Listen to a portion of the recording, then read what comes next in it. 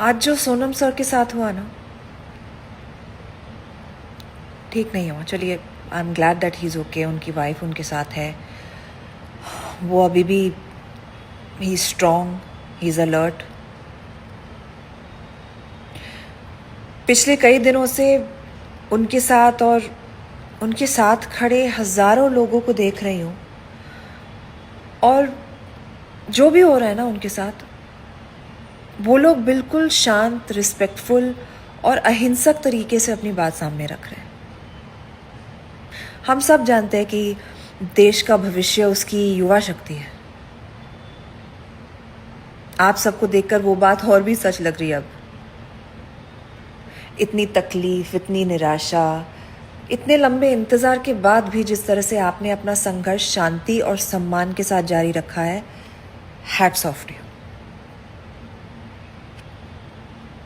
20 तारीख को जो लोग मार्च में शामिल होने जा रहे हैं, मेरी ना उनसे बस एक रिक्वेस्ट है.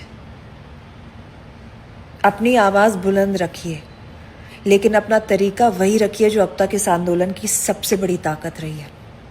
Peace, unity and respect. शांति, एकता, सम्मान. बस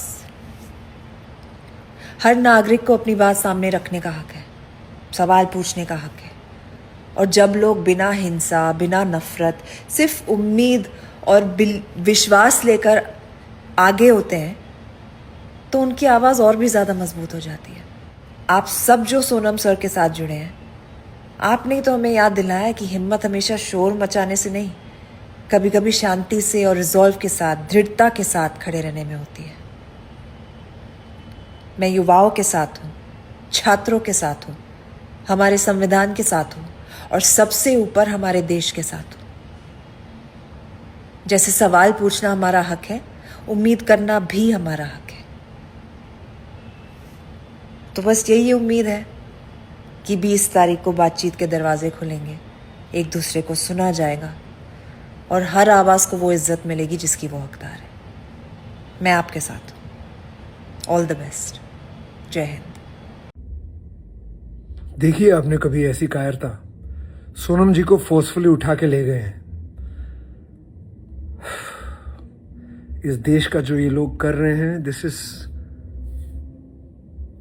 breaks my heart. It breaks my heart. मेरे देश वालों, कब जागोगे? अगर अब नहीं जागोगे तो कब जागोगे? I don't know what to say. I don't know what to think. I don't know what to. I just wish I was there to help in some way. भेजा फट रहा है मेरा गुस्से से इस वक्त.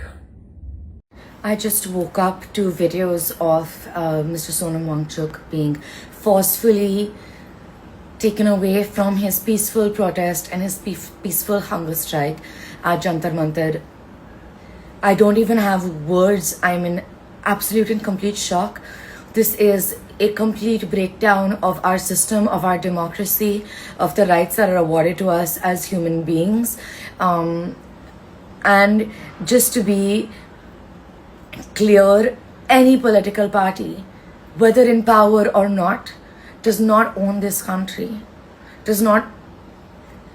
We are the people of the country, and any political party that happens to be in power at that point works for the betterment and for the lives of the people, and is answerable to the people of the country. When people of the country are asking for questions, you do not get to forcibly shut us up.